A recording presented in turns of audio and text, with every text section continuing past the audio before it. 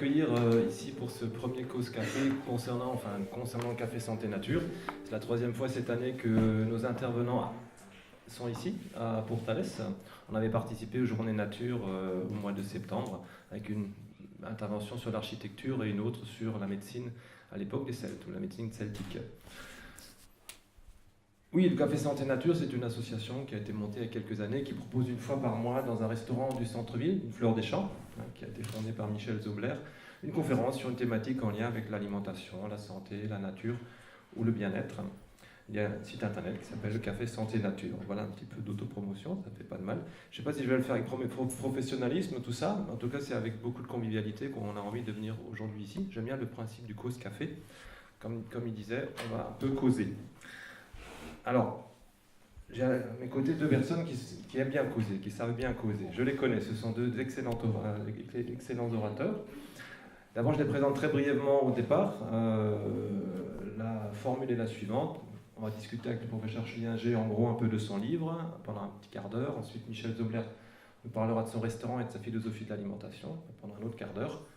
Et après, on discutera un peu sur le sujet pour lequel vous êtes venus. Et les deux discussions permettront un petit peu d'introduire tout ça. Oui, Jean-Louis Schlinger est un professeur émérite de médecine. Il a dirigé pendant longtemps le service médecine interne aux hôpitaux universitaires de Strasbourg. Et Michel Zobler a été longtemps bourlingueur avant de se sédentariser à Strasbourg avec ce restaurant qui existe maintenant depuis 8 ans. Alors ça, c'était un peu la raison pour laquelle on en est réunis aujourd'hui. Bernard Hirman a invité le professeur Schlinger pour venir parler de son livre. Et de fil en aiguille, voilà, on s'est retrouvés à plusieurs pour parler d'une thématique importante. Cet ouvrage est sorti chez Armand Collin. Ça s'appelle Heures et malheurs de l'alimentation de Lucie et McDonald's. Un bon titre, je trouve, peut-être un peu provocateur. Pour les Schlinger, on se connaît depuis assez longtemps, puisqu'il a publié un certain nombre de livres auxquels j'ai participé. Des livres plutôt grand public, où il s'adresse aux Alsaciens, et où il parle beaucoup de l'alimentation alsacienne. Là, on parle de l'alimentation mondiale. Alors, l'alimentation, justement, c'est un thème récurrent dans la société et les médias d'aujourd'hui. Récemment, le Courrier international sortait un hors-série qui titrait sur « La gastronomie est-elle une nouvelle religion planétaire ?» Alors, professeur, comment se nourrissaient nos ancêtres, Cro-Magnon, et quelles sont les différences fondamentales avec nous aujourd'hui? Bien, je crois que la différence fondamentale, c'est que nos ancêtres couraient après la nourriture, la recherchaient, et nous, on est obligé de faire face, presque de prendre un bouclier face au déferlement de la nourriture aujourd'hui. Je crois que c'est les deux grandes différences. Ceci dit, pour vivre, vous le savez, il faut manger. Et donc, manger, ça a été le moteur primitif, en quelque sorte, de toute action humaine.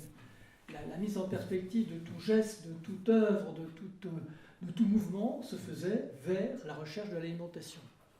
Et on a pris à dessein ce titre de Lucie et McDo, parce qu'effectivement ce sont les deux extrêmes, mais l'histoire alimentaire n'est pas terminée pour autant, et on va certainement trouver d'autres formules, elles existent déjà, mais elles vont encore être transformées par d'autres propositions, qui sont souvent d'ailleurs aujourd'hui, et ça aussi c'est la grande différence avec l'homme de Cro-Magnon ou de Lucie dont vous parliez, c'est qu'aujourd'hui on a une idéologie qui participe au choix alimentaire, on a une autonomie qui nous oblige à choisir parmi tous les aliments qui sont à notre disposition.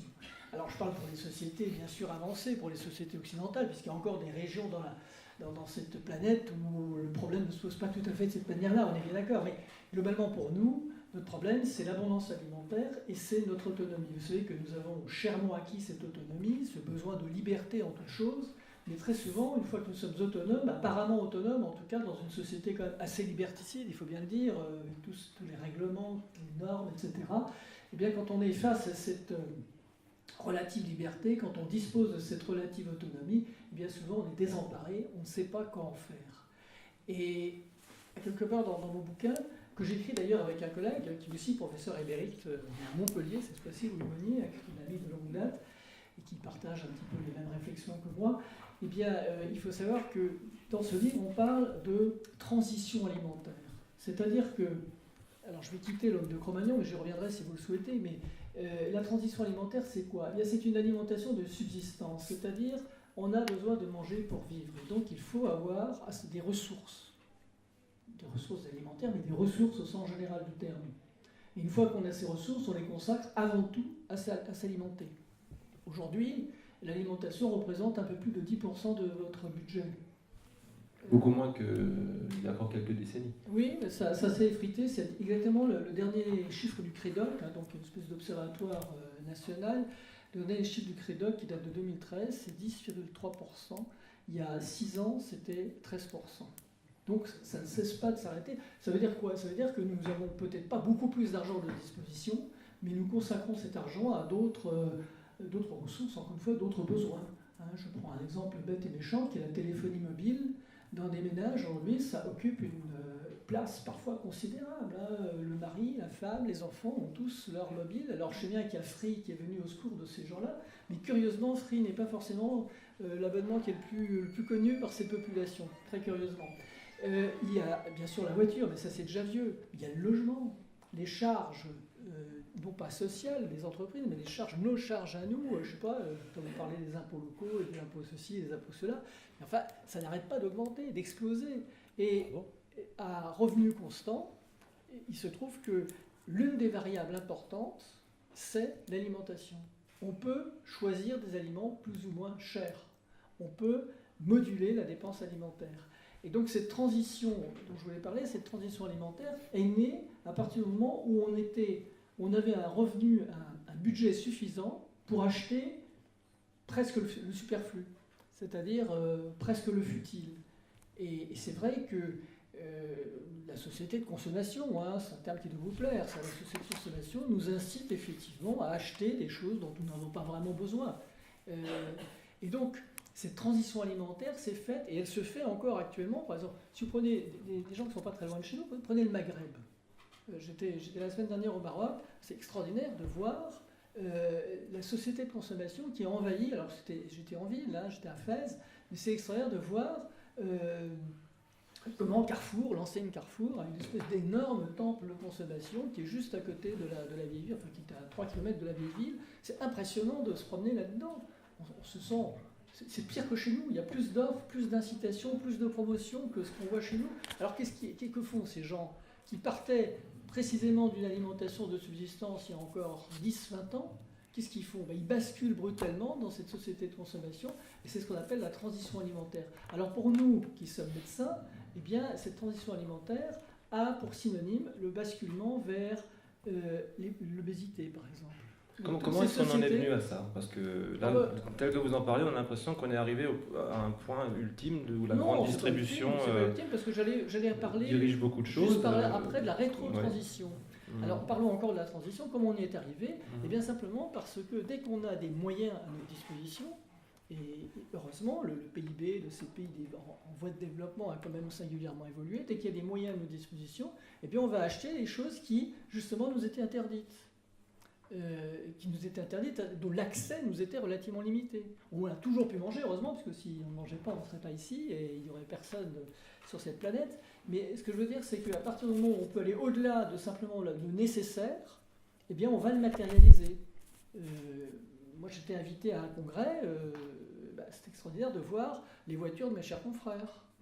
Nous, ici, mes chers confrères, à l'hôpital, par exemple, mes chers collègues professeurs, n'affichaient pas des voitures de standing comme l'affiche un médecin généraliste au Maroc. Je pense que dans 20 ans, ils feront comme nous, ils auront des voitures un peu plus modestes. Mais c'est extraordinaire de voir ce besoin, dès lors qu'on a un peu d'argent à disposition, de le consacrer à des choses qui, moi, me paraissent un petit peu ridicules, c'est-à-dire une affiche, et cette affiche se retrouve dans l'assiette. On affiche son standing, mais comment est-ce qu'on l'afficherait alors à travers l'assiette? Est-ce qu'on irait au restaurant un peu plus souvent? Est-ce qu'on irait acheter des marques plutôt que de manger comme mangeaient nos grands-mères? Dites-nous un peu.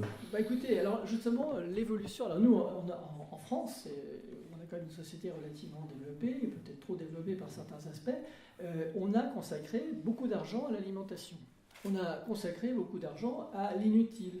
Et on a une espèce, on parle souvent de l'ascenseur social. Vous savez, on dit toujours, il était fils de paysan, puis ensuite d'instituteur, puis de professeur, puis il fait l'ENA, etc. Vous connaissez cette méthode de l'ascension sociale? Eh bien, il y a une ascension sociale au niveau de l'assiette.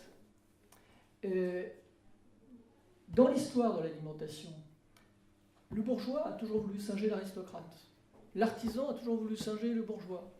Le paysan, lui, il était hors concours, parce que de toute façon, on le dépeçait, hein, on lui prenait le peu qu'il avait ou qu'il produisait, pour justement abonder les villes. Les villes prenaient le pas sur les campagnes. Mais autrement, dans les villes, on avait toujours voulu singer l'étape juste au-dessus. Ça, c'était une grande motivation. Et l'étape juste au-dessus, eh bien, qu'est-ce qu'elle voulait? Elle voulait se démarquer de ceux qui étaient en dessous. Les aristocrates, par exemple, quand vous prenez l'histoire de l'alimentation en France, c'est absolument extraordinaire. À partir de la Renaissance, les types n'arrêtent pas de faire des trucs, des extravagances alimentaires, la cuisine en particulier, avec des grands cuisiniers qui font des choses de plus en plus complexes, enfin complètement délirantes, des décors de table absolument fabuleux, juste pour afficher. Et juste aussi pour se distinguer de la classe sociale qui est juste en dessous, qui court après, qui veut faire pareil. Eh bien, ça s'est matérialisé jusqu'à la Révolution. À la Révolution, patatras, tout est par terre. Et qu'est-ce qui se passe? Les cuisiniers qui étaient au service des hauts fonctionnaires, des présidents de parlement, des gouverneurs militaires, enfin des grands fonctionnaires français, je ne parle même pas de la cour, eh bien ces cuisiniers talentueux se retrouvaient à la rue, qu'est-ce qu'ils ont fait? Ils ont ouvert des restaurants. Et alors effectivement, ils ont fait une gastronomie, ils ont inventé, enfin la vraie gastronomie, pas populaire, mais la gastronomie accessible a été inventée par ces cuisiniers qui ont été mis hors leur cuisine par la Révolution. Alors si je prends cet exemple, c'est que ça continue aujourd'hui. Parce que nous autres, eh bien nous avons un discours. Parce que non seulement nous mangeons maintenant, mais nous en parlons. Et nous sommes à la recherche d'émotions. Moi j'ai souvent entendu parler des gens qui me disaient, mais docteur, l'émotion de s'alimenter, enfin, ce que je ressens, c'est extraordinaire. Ça rappelle d'ailleurs le temps des Romains. Au temps des Romains, les Romains avaient inventé un organe qui n'existe pas pour désigner le plaisir de manger. Ils appelaient ça la gula. La gula, c'était un truc qu'ils avaient situé, c'est complètement fantasmatique, hein. C'est un truc qu'ils avaient situé entre la langue et l'endroit où on avale l'œsophage. Et là, il fallait que ça réjouisse la gula. Et la gula, ben, on parlait de ce qu'on mangeait, on parlait de ce qu'on ressentait. Et bien aujourd'hui, c'est un peu pareil. Il y a un autre exemple, c'est le vin, par exemple. Écoutez, moi je ne sais pas, je passe souvent au restaurant, je n'aime pas trop ça, je suis désolé pour le restaurateur, mais... Parce que vous ne connaissez pas encore. Oui, bien sûr, mais c'est vrai, il va falloir que j'aille le voir. Mais ce que je voulais dire, c'est que quand je suis, je sais pas, en compagnie de personnes, il n'y a jamais de repas sans qu'on parle de vin. Et n'importe qui a un avis sur le vin, a un discours sur le vin qui est totalement convenu, qui est totalement artefactuel. Enfin, c'est du folklore, quand on analyse ça, ça fait rigoler. Mais tout le monde a un discours. Mais ça dit quoi, justement? Qu'est-ce que ça dit, tout ça? Ça dit qu'on intellectualise, qu'on transforme une fois qu'on a franchi le nécessaire, une fois qu'on a franchi cette barrière de ce qui est nécessaire, on brode autour de ce qu'on peut avoir grâce à l'argent, grâce à la liberté de choisir aussi, grâce à cette autonomie dont je parlais. Est-ce que c'est pas une certaine forme de démocratisation aussi? Tout est accessible à tout le monde, tout de suite. Bien sûr, mais justement, quand tout est démocratisé, il faut toujours qu'il y en ait qui se distinguent encore. Quand le peuple, entre guillemets, quand le peuple a tout, il faut qu'il y en ait qui aient plus. C'est comme ça, il paraît que c'est dans la nature des hommes. Alors au niveau de la table, c'est très net. Et ceci dit, la rétro-transition dont je voulais parler aujourd'hui, c'est une idéologie de l'alimentation. La rétro-transition, je le dis, la transition alimentaire, c'est l'alimentation de subsistance vers l'alimentation que j'appelle futile, qui est intéressante, hein. Je ne dis pas qu'elle est inutile, c'est intéressant de se faire plaisir en mangeant, moi je trouve que c'est très important. Mais à un moment donné, on se met à idéologiser. On commence à réfléchir à ce qu'on mange. On ne pense plus au plaisir que l'on a de manger, on ne pense plus à la nécessité qu'il y a de manger, mais on pense à la signification, en fonction de ses valeurs, de ce que représente l'acte de manger. Et ça, j'appelle ça la rétro-transition. Et actuellement, nous, en France ou dans les pays développés, mais en France particulièrement, il faut dire que les intellectuels français sont quand même très particuliers, hein, dans l'horizon européen et même mondial. La gastronomie a été inventée chez nous. Oui, mais c'est plus de la gastronomie, ça. Ça, c'est plus de la gastronomie, c'est de l'idéologie. Et alors, ils commencent à réfléchir. Alors, on ne parle plus de ce qu'on a dans l'assiette parce que c'est bon, mais on parle de ce qu'on a dans l'assiette parce qu'il y a derrière un problème de durabilité, il y a un problème d'équité, il y a un problème de ressources mondiales par rapport... Vous voyez ce que je veux dire? Alors, je ne sais pas si je suis parmi un cénacle d'écologistes ou pas, mais les jeunes bobos, c'est ce que c'est que les bobos, hein, les jeunes bobos qui sont secrétés par les écoles de la République, qui vivent souvent dans un milieu bourgeois plutôt jouisseur. Eh bien, ces gens-là se mettent à refuser ce qu'on leur donne. Et ils veulent imaginer autre chose. Alors, je pense que M. Zobler va nous parler d'autre chose tout à l'heure, de cette autre chose, parce que ça existe. Mais l'alimentation devient un objet, soit de rébellion, ça c'est notamment les ados, hein. Les ados se servent de l'alimentation pour contester, quoi. Contester les bébés déjà le font parfois. Les bébés parfois. Ah, déjà les bébés, oui, mais enfin, les bébés, ensuite on arrive à... On prend la main, mais les ados, c'est autre chose. Essayez donc de prendre la main sur un ado. C'est très différent, hein. Vous avez tous eu des ados chez vous, ou il y en a peut-être dans la salle, je ne sais pas, mais en tout cas, non, j'en vois pas. Mais en tout cas, il y a des vieux ados dans la salle, disons. Eh bien, en tout cas, c'est très difficile parce qu'on se sert de l'alimentation comme une façon de refuser les normes, de refuser les règles, de refuser... Je suis toujours amusé, j'ai soigné quelques diabétiques adolescents de ce qu'on appelle les diabètes de type 1. Et alors, on leur imposait un régime quand ils étaient gamins, les parents faisaient leur régime pour eux, si vous voulez. Puis quand ils acquièrent une certaine autonomie, encore une fois ce terme d'autonomie, eh bien la première chose que font les ados, c'est de refuser tout ce qu'on leur imposait et qu'ils acceptaient facilement quand ils étaient gamins. Et dont ils profitaient d'ailleurs parce que leur diabète était plutôt bien traité. Et donc quand ils rentrent dans les turbulences de l'adolescence, le refus du père, le refus de la mère, le refus des normes, le refus de la société, enfin, l'adolescence c'est quand même une posture d'affrontement et de refus. On ne sait pas très bien qui on est, on a perdu ce paradis extraordinaire de l'enfance, on redoute extraordinairement ce monde pourri des adultes, on est comme ça entre deux chaises. Eh bien, au niveau de l'alimentation, on va se réinventer une alimentation qui va s'opposer. Alors, à un moment donné, c'était McDo. Bon, ça fait sourire. Enfin, McDo, je veux dire le fast-food. Ensuite, maintenant, c'est la junk food. La junk food, c'est absolument affolant. Je ne sais pas si vous avez déjà mangé avec des adolescents, moi ça m'est arrivé, c'est extraordinaire. C'est tout et son contraire. Tout ce qu'il ne faut pas faire sciemment, parce qu'ils savent qu'il ne faudrait pas faire ça. Une fois qu'ils ne sont plus adolescents, qu'est-ce qu'ils font? Bon, vous avez des infos? Oui, ils se rangent progressivement. Ils se rangent. Alors ils se rangent peut-être pas tout de suite, ils ont quelques réminiscences, mais ils finissent par se ranger. Ils se rangent, mais après ils se rebellent peut-être d'une autre manière, et après ça fait beaucoup d'ados, de grands ados, et puis de très grands ados. C'est pour ça que j'avais parlé des grands ados, parce que les grands ados, alors ils se rangent, mais alors ils se créent leur monde à eux, avec leurs propres règles, et leurs propres normes. Et alors c'est assez extraordinaire de voir que, alors que nous sommes plutôt à même de décider, contraints de décider, aujourd'hui on est quand même obligé de choisir beaucoup de choses. On a la possibilité de choisir beaucoup de choses. L'ouvrier de 1910 n'avait pas le choix. Le paysan de 1950 n'avait encore pas le choix. Il faut nous aider un peu à choisir. L'ouvrier et le paysan d'aujourd'hui ont le choix. Alors je ne parle pas souvent du choix alimentaire, mais le choix au sens large du terme. Il faut qu'il se détermine par rapport à différentes propositions. Et donc, on a ces grands ados, ces vieux ados, eh bien, ils sont obligés de se déterminer. Et alors, parfois, ils se déterminent contre les normes de la société en secrétant d'autres normes. Et alors, je parlais d'écologistes tout à l'heure. Alors, l'écologie, je trouve ça extraordinaire. Hein. Donnez peut-être un exemple et après, on pourra passer le micro à l'écologie, c'est extraordinaire. C'est vraiment quelque chose qu'il faut préserver.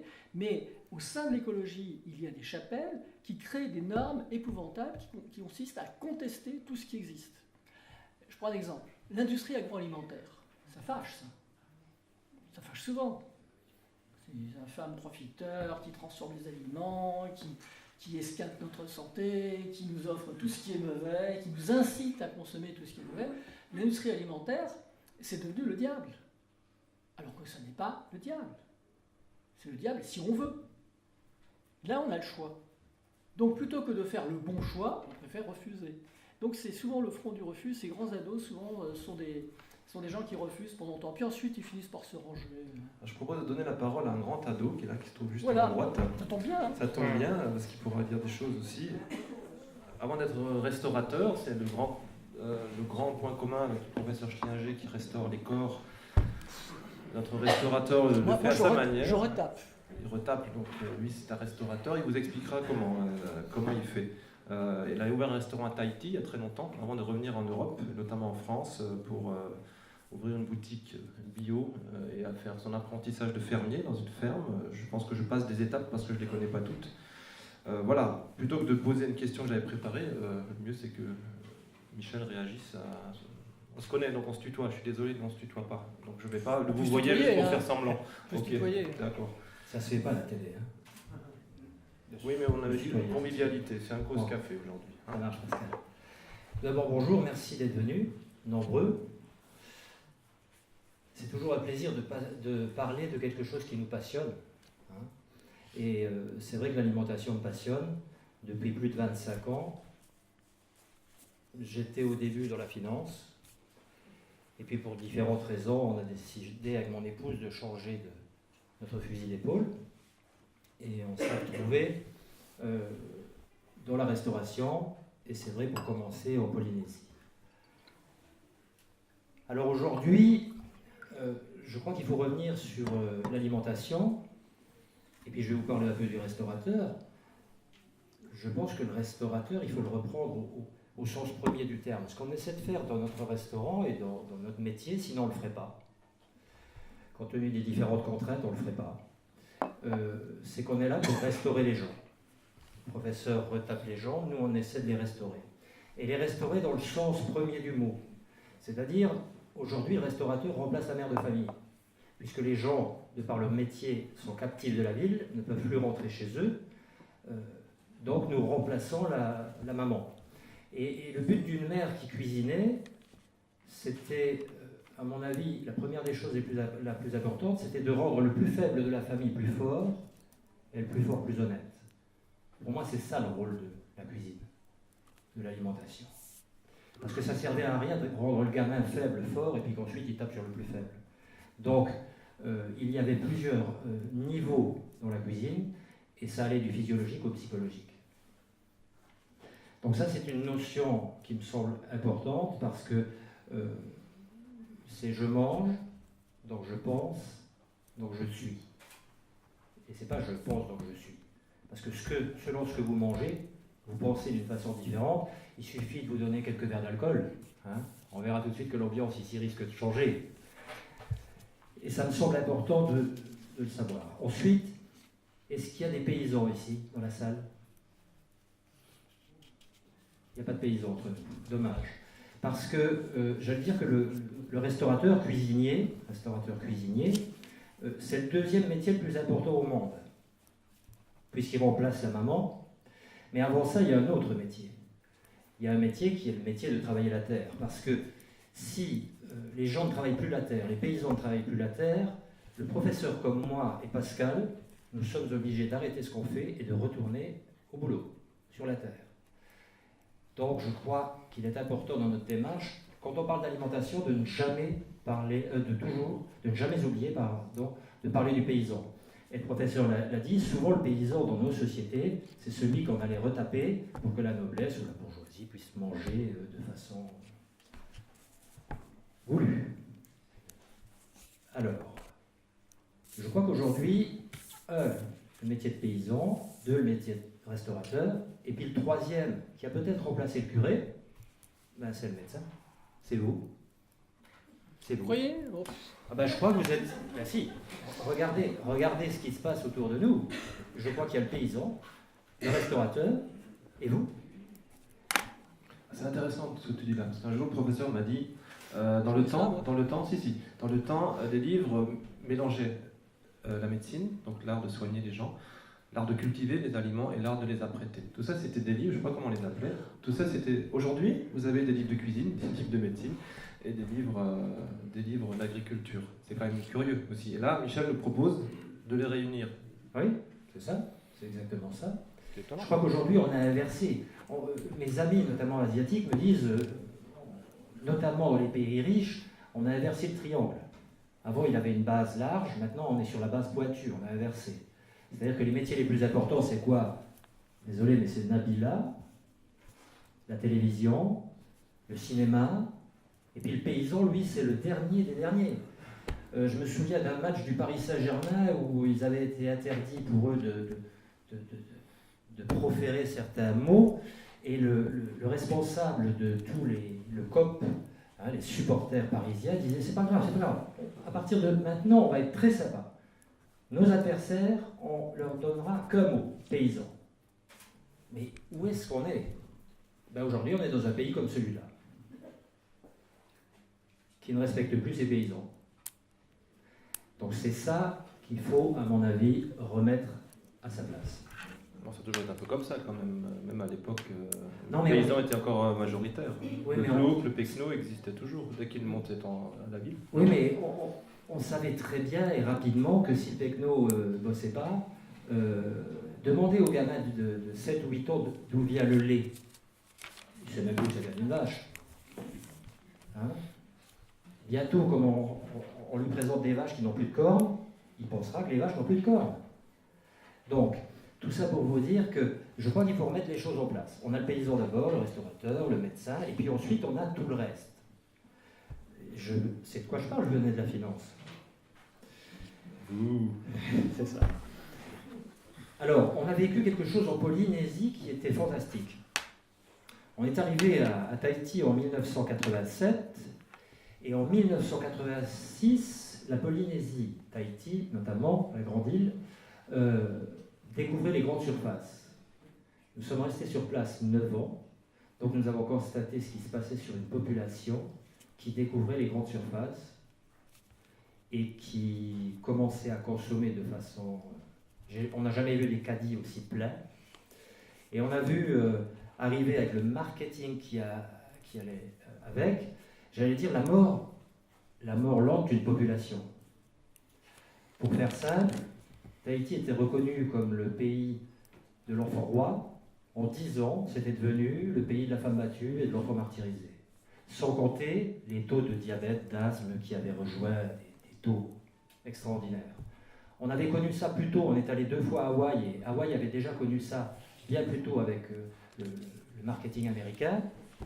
Et c'est vrai que à Hawaï, on voyait ça 20 ans avant, mais ça n'a pas empêché, et c'est vrai, les Polynésiens ne rêvaient que d'une chose, c'était devenir des Américains, consommer comme des Américains. Donc c'est bien la preuve de ce que disait le professeur tout à l'heure. Voilà. Ensuite, on s'est installé, donc on a voyagé pas mal, et puis ça fait 8 ans qu'on est à Strasbourg. On a mis en place ce restaurant. Nous ne sommes pas un restaurant prosélyte, parce que quand vous venez au restaurant, vous espérez une chose avant tout, c'est bien manger. Je crois que c'est insupportable d'avoir un gars derrière qui va vous dire il faudrait faire ça, il faudrait faire ça. En fait, on ne fait que répondre aux demandes. La première des choses, c'est d'offrir à nos clients des plats qui soient plaisants, gustativement, puisque c'est vrai qu'aujourd'hui, l'alimentation a rejoint avant tout le plaisir. Comment vous arrivez au restaurant? Il y a une super équipe là qui fait un travail qui a évolué au fil des années aussi, d'arriver à mettre dans l'assiette une philosophie et en même temps de donner du plaisir. Parce qu'on a parfois l'impression que ce que vous proposez, que le plaisir et puis les valeurs que vous prônez ne sont pas forcément compatibles. Comment vous faites? Déjà, il faut arriver en cuisine à 7h30 le matin. C'est notamment mon épouse. Il faut être le double de cuisinier en cuisine. Et puis déjà, vous avez une réponse. Ensuite, il faut vérifier, essayer de tracer ce que vous prenez comme ingrédient, parce que c'est important. Et puis, ensuite, il faut avoir une certaine façon de cuisiner. Et ça, je dois dire qu'elle nous vient notamment de la connaissance culinaire des anciens asiatiques, chinois, la médecine chinoise notamment. Voilà. Mais alors vous êtes en Alsace.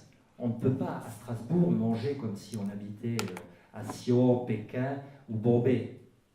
Et puis les Alsaciens ne supportent pas. Si vous leur parlez de termes asiatiques, ils vont tout de suite vous dire, mais attends, là, on est en Alsace. Et ils ont bien raison. Simplement, il faut que cette approche-là soit invisible. Et dans nos 2 plats du jour, ont ce type d'équilibre qui sont issus entre guillemets, un art culinaire chinois qui existait en Europe, je vous rassure. Mais c'est plus facile de le comprendre aujourd'hui à travers ce que j'ai lu, en tout cas pour moi, en Chine. On aurait pu prendre l'Inde avec la l'Ayurveda ou des choses comme ça.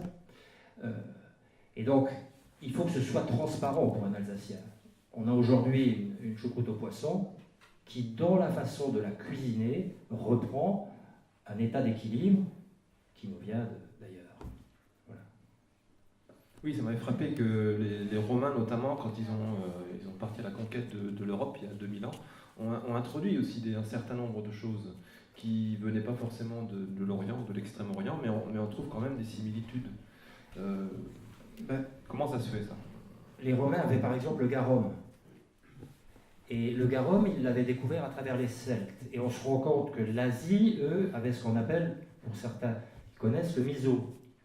Une pâte de soja. Ou le nyokmam, les liquides. Eh bien, simplement parce que les anciens savaient, par exemple, et ça, ce sont des produits notamment salés, ils savaient très bien qu'il était plus facile de métaboliser, vous me corrigez si c'est juste ou faux, mais de métaboliser du végétal que du minéral. Et donc, ils avaient compris que le sel, en le mettant sur du végétal, se métabolisait beaucoup mieux pour l'homme. Et ces produits-là, ce qu'on en disait à l'époque, ça permettait notamment à des gens qui mangeaient beaucoup moins de viande qu'on ne le croit. C'est souvent les gens riches qui mangeaient de la viande. De tenir dans des conditions comme celle-ci. Parce qu'aujourd'hui, ce que je vois, c'est que le végétarisme, aujourd'hui, c'est un végétarisme affectif. Parce qu'on ne veut plus tuer l'animal. Mais si on n'a pas un équilibre en dessous, au lieu de tuer l'animal, tout doucement, on se tue à petit feu. Il y a autant de danger d'être carnivore que d'être végétarien. Si on n'a pas cet équilibre. Et c'est ce qui fait peur notamment aux familles. Parce que le gamin à 12 ans décide de devenir végétarien, et nous n'avons pas de culture du végétarisme en France. Ce qui n'est pas nécessairement le problème des Anglais, puisque les Anglo-Saxons avaient l'Inde, qui elle a une grande culture végétarienne. Et donc les familles indiennes ont moins peur souvent quand un gamin se décide et se lève le matin en disant maintenant je ne mange plus de viande. Voilà. Désolé, je vais réagir là parce que ce que vous dites c'est bien, c'est votre itinéraire, votre expérience. Ce que je voulais simplement dire, c'est qu'il n'y a pas de modèle alimentaire qui doit s'imposer à un autre. Je ne crois pas qu'il faille préférer la culture ayurvédique ou la cuisine chinoise. Ça, c'est des options personnelles. Les modèles alimentaires, il y en a partout. Et on peut vivre en bonne santé et heureux, avec du plaisir, avec tous les modèles alimentaires. Les Indiens d'Amazonie qui mangent des larves et des machins épouvantables, enfin je sais pas, Lévi-Strauss avait fait des choses extraordinaires là-dessus, ils sont heureux. Et c'est pas seulement c'est la nécessité, parce qu'ils ont bien besoin de trouver des aliments, mais ils en tirent un profit qui s'apparente au plaisir. Parce que l'alimentation, et ça je crois que c'est un élément important, c'est-à-dire toute l'histoire, dès lors qu'on a eu des aliments à disposition, ça a été se nourrir, ça a été se réjouir, et ça a été se réunir. C'est écrit dans ce bouquin, mais j'y tiens beaucoup parce que les médecins, comme vous avez parlé, vous avez fait allusion, souvent oublient les autres dimensions. Pour eux, il faut se nourrir, bien se nourrir et c'est tout. Non, il faut se nourrir en se réjouissant et en se réunissant. L'alimentation, la commensalité, donc la convivialité, est née avec l'homme de Cro-Magnon. Il mangeait, contrairement aux autres qui étaient disparates dans la nature et qui couraient après les compétences, ils se réunissaient autour d'un foyer dès lors qu'on a eu le feu. Eh bien, on se réunissait autour d'un foyer pour manger. Donc, cette notion de modèle alimentaire, je veux dire par là que cette notion de modèle alimentaire, il ne faut pas la critiquer. Il ne faut pas dire qu'il faut plaquer tel modèle plutôt que tel modèle. Il faut vraiment respecter tous les modèles. Et Lévi-Strauss disait la nourriture, alors je l'ai écrit parce que j'ai aucune mémoire, moi.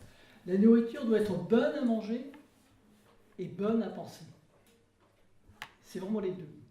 Alors vous êtes complètement d'accord tous les Mais c'est son choix, et c'est mon choix. Je veux dire par là que il y a une guêpe ici, c'est sans doute parce que c'est les amis de la nature. Mais... C'est parce que le 22, on a la réunion sur le miel. Ah, c'est pour ça. Les guêpes, c'est pas tellement miel.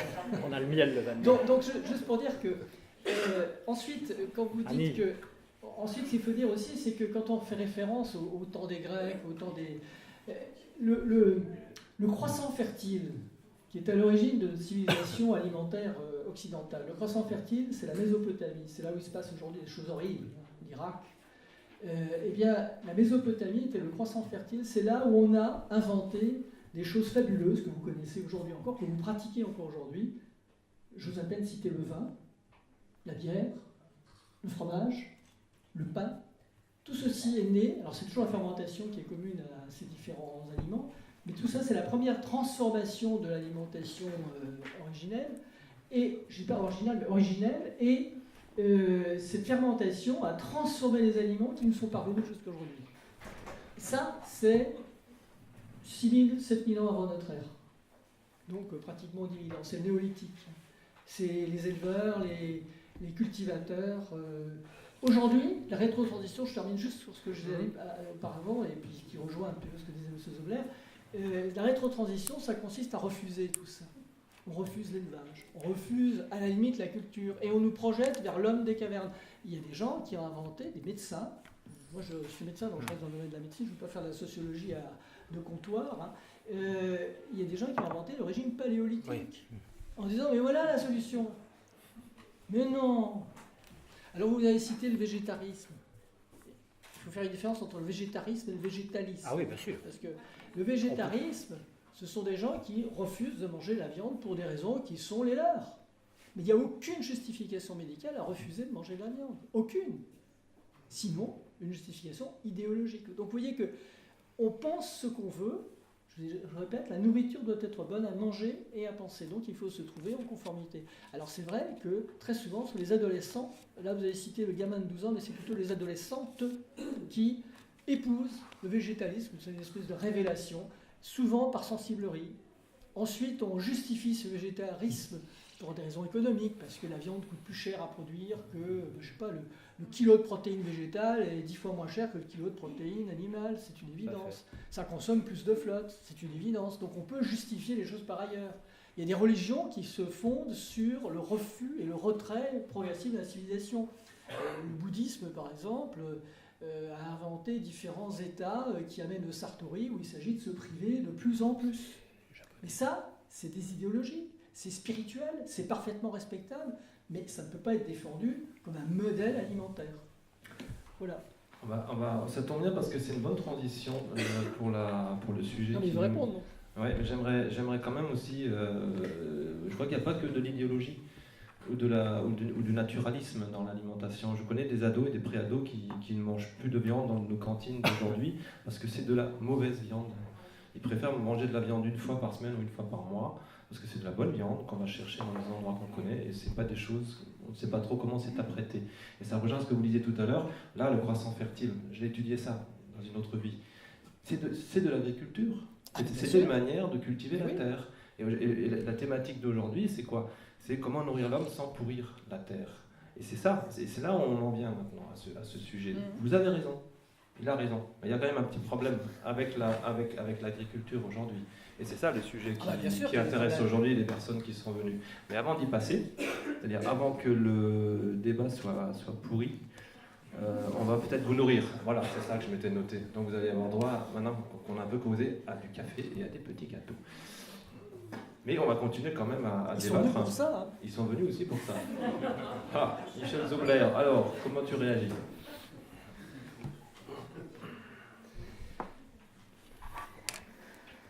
Je peux être que d'accord avec ce que vous venez de dire. Il n'y a pas de modèle à plaquer. Simplement, quand on regarde un peu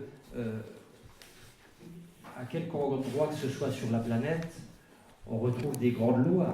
Quand vous dites que l'alimentation et la religion, c'est deux choses différentes. Non, parce que vous regardez, les religions ont toujours eu des préceptes alimentaires, toujours, pour obtenir certaines choses. On ne faisait pas manger une abeille qui va chercher le miel, une abeille guerrière, ne mange pas comme la reine. Donc on savait dans ces civilisations-là que selon ce que l'on mangeait, on devenait une certaine personne. Et donc ça, c'est pas rien non plus de le dire et de le savoir. Quand je disais qu'on ne peut pas manger à Strasbourg, parce que je me suis occupé de gens, on était à l'époque à Angoulême, on avait une famille qui était revenue d'Inde, qui avait appris l'Ayurveda et tout, et magnifique, fantastique, le plaisir toujours, hein, les épices, ça.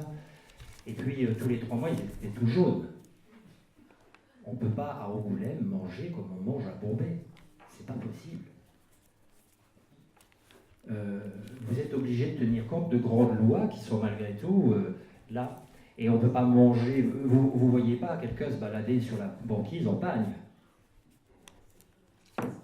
Et avec une couleur de peau noire. Ça paraît difficile.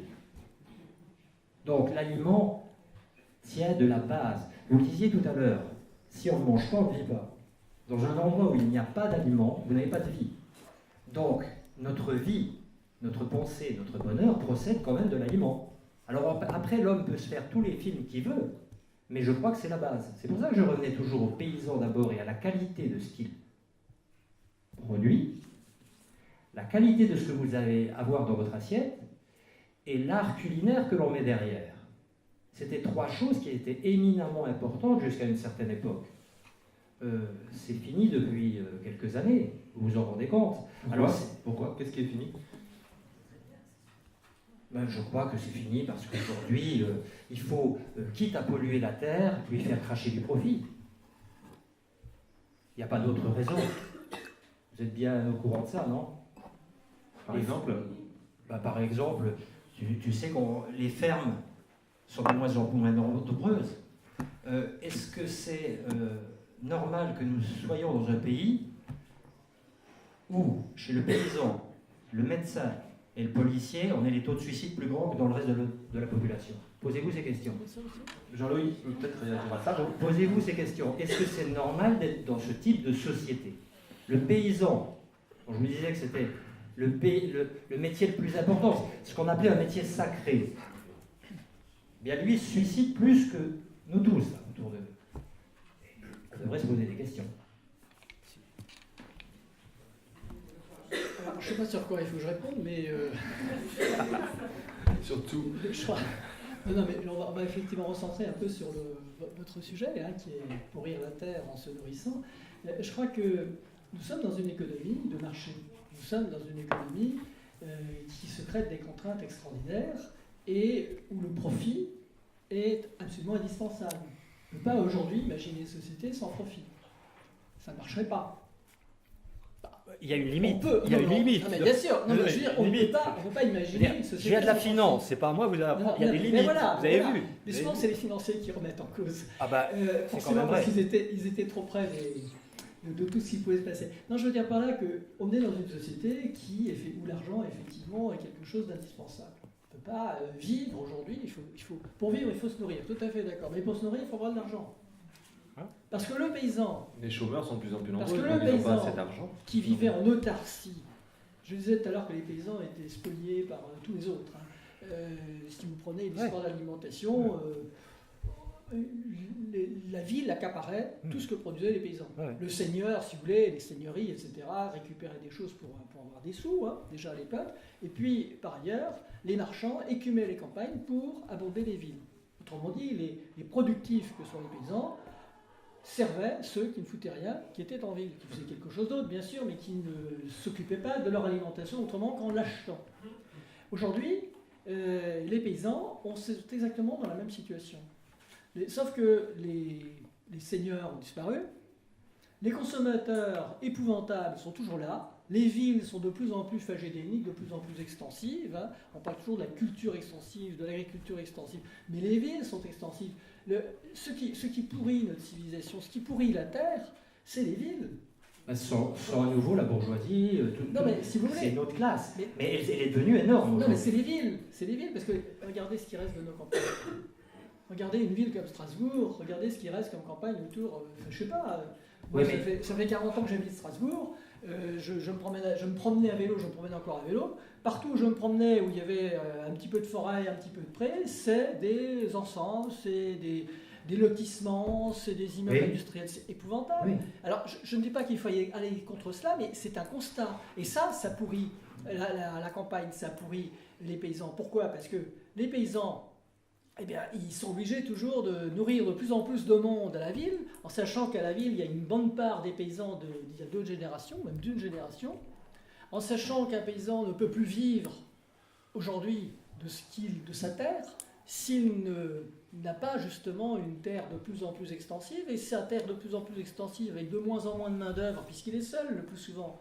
Autrefois, vous aviez un paysan qui avait, je ne sais pas moi, 10 hectares et 3 ouvriers de ferme, comme on disait. Vous vous souvenez, les types qui étaient un peu d'alalo, là, il n'y a pas de problème, pas besoin d'assistance sociale, pas besoin d'indemnité, ils travaillaient à la ferme, tout le monde était content. C'est vrai ou c'est faux? tous ces gens-là qui étaient... Ouais, c'est un peu caricatural quand même. Mais écoutez, moi j'ai connu la campagne. Hein. Et donc il y avait... Oui, mais moi aussi j'ai vécu dans un village. Hein. Souvent dans les fermes, il y avait des dalles à l'eau comme ça qu'on utilisait, qui étaient bons. Oui, il y avait toujours le fou du village aussi. Hein, oui, non mais c'est même pas le fou du village. C'était une micro-société. Non, mais c'était pas même le fou du village, mais c'était des gens qui n'avaient aucune prétention, qui n'avaient aucune culture, qui n'avaient pas été à l'école, qui n'étaient pas bons. Eh bien, ils travaillaient à la ferme pour le paysan, qui les exploitait d'ailleurs de façon assez sauvage. Hein. Ils n'étaient pas très tendres avec eux. J'en ai soigné quelques-uns qui vivaient dans des conditions assez terribles. Donc, je reviens à mon propos. 10 hectares, un paysan et 2 ouvriers de ferme. Tout se passait très bien. Plus que ça. Et les gens vivaient, ils avaient pas de besoin particulier. Est arrivée cette foutue civilisation de consommation après la guerre. Globalement, ça situe le virage les années 50, des années 50 à peu près. La révolution verte. Voilà, exactement. Mm-hmm. Qu'est-ce qui s'est passé? Le paysan, il ne pouvait plus vivre, compte tenu des contraintes, la mécanisation. Donc il a fallu agrandir son territoire de production, soit sous forme de métairie, soit sous forme de possession, Alors il y a eu le remembrement qui est un drame. Le drame, c'est un drame à la fois écologique parce qu'on a remanié les paysages, on a arraché les bosquets, on a arraché les haies. Je crois qu'en France, il y a eu plus de 120 000 kilomètres de haies qui ont été arrachés juste pour le remembrement. Les haies, où est-ce que c'est? Alors en Alsace, il n'y a pas tellement de bocage, mais quand vous allez, par exemple, je sais pas, moi, dans l'ouest de la France, ça faisait partie des chemins creux, les bocages, qui avaient à la fois une fonction défensive aussi autrefois. Et bien tout ceci, ça a été complètement aplani, fini. Les machines, il faut qu'elles puissent passer, puisqu'il y a des mécanisations. C'est une véritable industrialisation de l'agriculture. Alors aujourd'hui, les paysans pour vivre toujours plus, parce qu'il y a un nouveau partenaire, c'est la distribution. Nous, parce que la distribution c'est notre relais. La grande distribution, on tire sur la grande distribution, ils tirent les prix, c'est dégueulasse, les centrales d'achat, ils sont toujours en train de rabioter. L'industriel d'ailleurs est pris aussi, l'industrie agroalimentaire aussi souffre par rapport à ça. Sans arrêt, on leur demande de baisser les prix. Et vous savez pourquoi ils demandent de baisser les prix? Parce que, ou alors de ne pas augmenter les prix. Parce que, disent les grands distributeurs, le client n'accepterait pas de payer plus cher. Il n'accepterait pas de payer plus cher, alors qu'en fait, c'est les grands distributeurs qui se mettent ça dans la poche, hein, il ne faut pas se leurrer. Ils créent des emplois, d'accord, mais tous ces emplois de ferme ont disparu. Un emploi de grand distributeur créé a tué 33 emplois en 40 ans. Voilà, à peu près, je ne sais pas si c'est 33, mais en tout cas, ces emplois-là, on dit qu'ils créent des emplois, mais en fait, ils ont tué des tas d'autres. Et les petits paysans, ça n'existe plus, c'est plus possible, c'est plus viable. Attention. Ils ont un double métier. En Alsace. Ou alors, ils sont obligés de faire quelque chose de nouveau, à valeur ajoutée, qui est différent, qui échappe au grand circuit, qui échappe à la mécanisation, et qu'on connaît par exemple en France sous le nom de bio. Là, c'est une manière de valoriser des petites superficies, en bossant dur quand même. Le mot est lâché. C'est vrai, non? Non, c'est pas le bio, ce sont les AMAP. Les AMAP sont pas forcément. Les AMAP, c'est encore plus récent. C'est plus récent. Il y a des industriels du bio, c'est pas franchement des AMAP. Non, mais le bio, c'est une manière d'apporter une valeur ajoutée à quelque chose qui n'a plus de valeur. Parce qu'on n'arrête pas de leur dire que ce qu'ils font ne vaut rien. Et quand ils ont quelque chose, alors je vais aller plus loin dans votre sens, et quand ils ont un peu de revenus, à quoi est-ce qu'ils consacrent ce revenu? Alors je vais vous donner une anecdote personnelle. Je soignais une dame qui avait une entreprise de machines agricoles. Elle m'a dit les paysans, alors ça c'est une histoire qui date d'il y a à peu près 5-6 ans, quand les cours du maïs ont flambé. Elle m'a dit ces paysans sont quand même extraordinaires. Ils achètent des machines alors qu'ils en ont déjà. Et ils en achètent encore plus. Il faut les appeler agriculteurs, pas paysans. Oui, il faut agriculteurs. C'est pas la même chose. Oui. Non, mais d'accord, les agriculteurs, ils achètent des machines alors qu'ils en ont déjà. Je ne comprends pas. En fait, j'en ai parlé à un financier, figurez-vous. Et il m'a dit, mais c'est normal. Ils investissent, parce qu'en investissant dans un outil de travail dont ils n'ont pas besoin, ils ne payent pas d'impôts. Et ils se prémunissent de l'avenir. Bien sûr. Vous voyez comme quoi c'est vicieux. Bien sûr. Ensuite, quand ils ont des revenus, qu'est-ce qu'ils font? Ils achètent des engrais, ils achètent des biocides, comme on dit, hein, c'est-à-dire tout ce qui tue.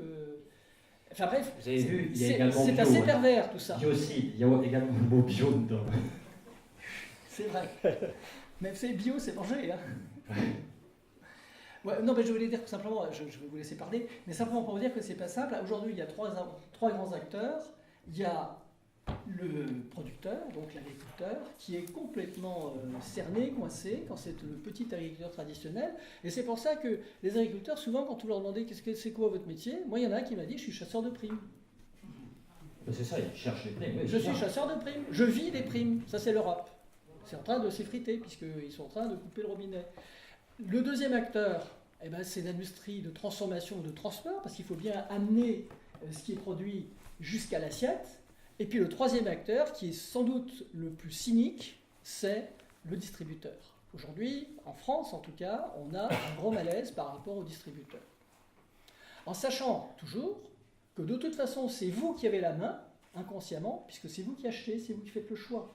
Mais malheureusement, vous faites rarement le bon choix, si je peux me permettre. Alors, c'est quoi le bon choix? Le bon choix, c'est quoi? Le monsieur que vous imitez, c'est notamment à cause de lui qu'on a une agriculture comme celle-là. Je ne veux rien dire, mais ça a commencé avec lui, notamment.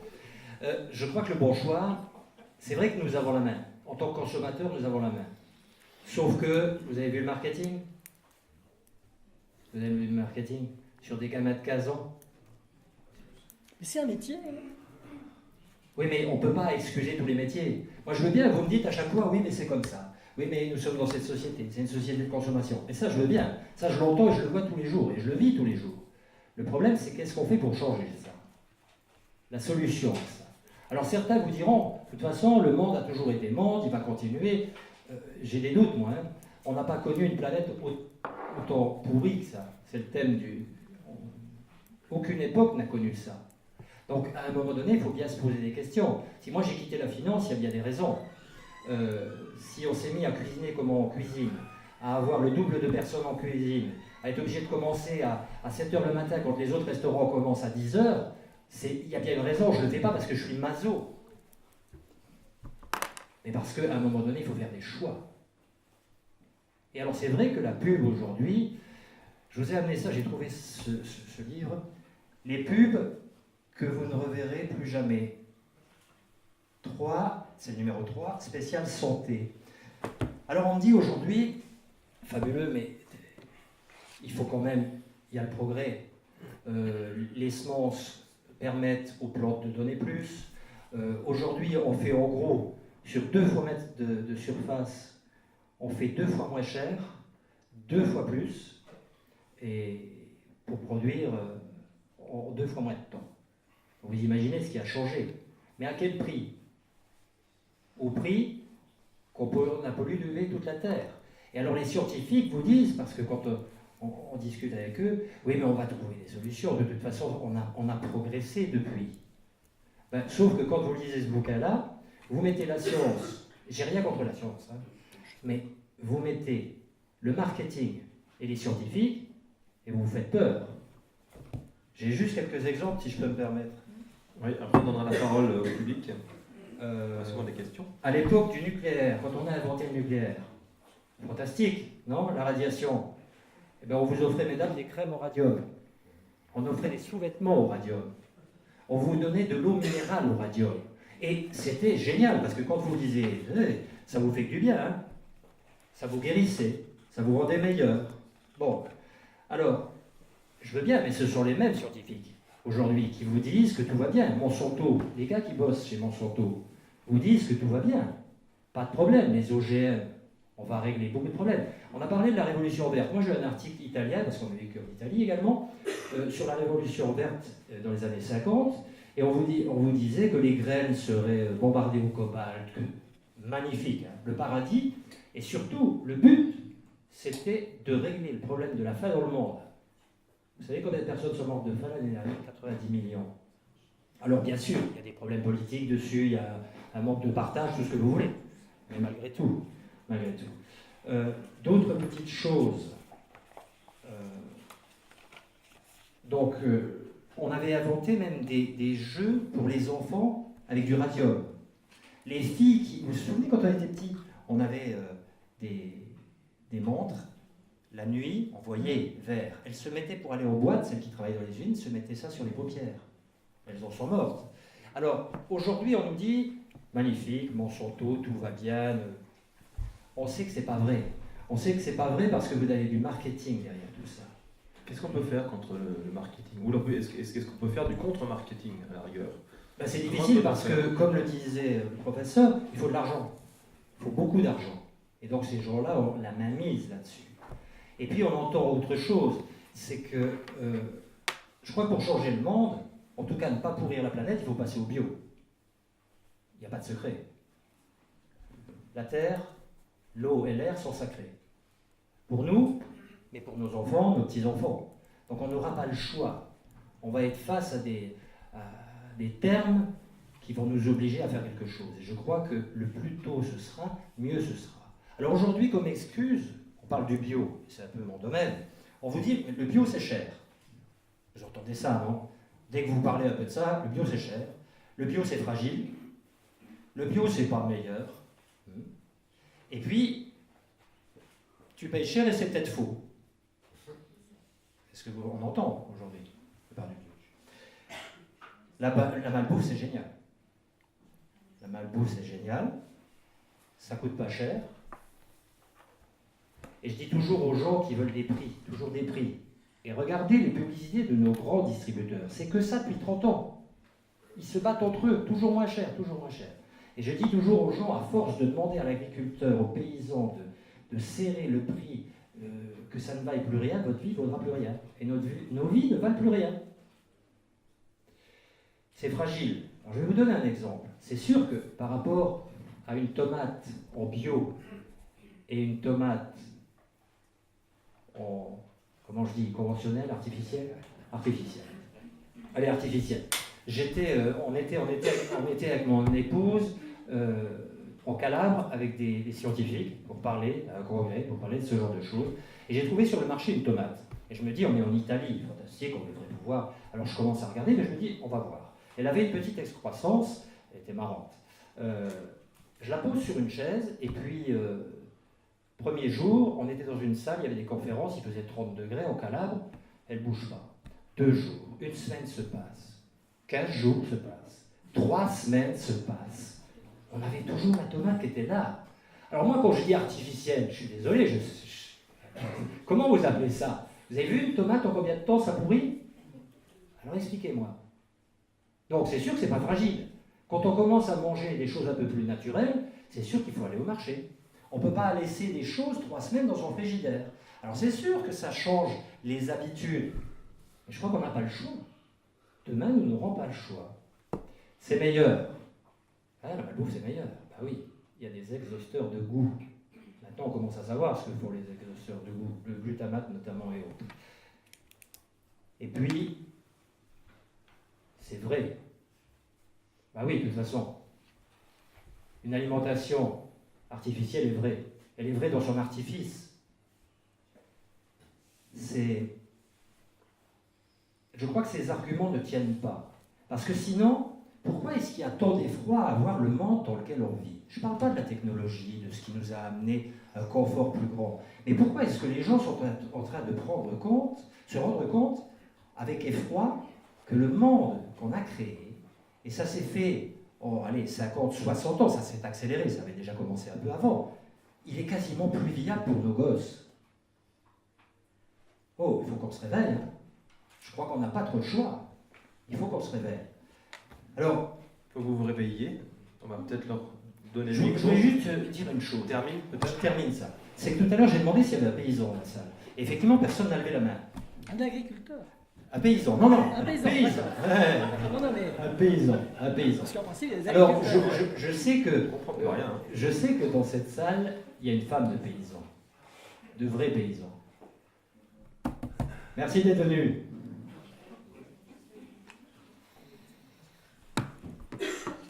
Un dernier mot avant de. Oui, juste, bon, je crois que M. Zobler vous a donné une vision, sa vision des choses, qui est un petit peu caricaturelle quand même. C'est vrai qu'il faut réfléchir, il faut certainement s'inquiéter. Aujourd'hui, comme il y a 100 ans, 200 ans, 300 ans, ce genre de réflexion a déjà eu lieu, avec d'autres mots, avec d'autres thématiques, bien Pas entendu. avec les mêmes technologies. Mais bien sûr, pas avec les mêmes technologies. Mais vous savez, pas avec les mêmes technologies. Mais il y a juste une chose que je voulais dire, parce que très souvent on parle aussi du bio-santé. Très souvent, quand on parle de bio, on parle de santé, des organismes. Mais on fait des ce qu'on appelle erreurs, les hein. POPs, hein, les pesticides qui sont rémanents, persistants.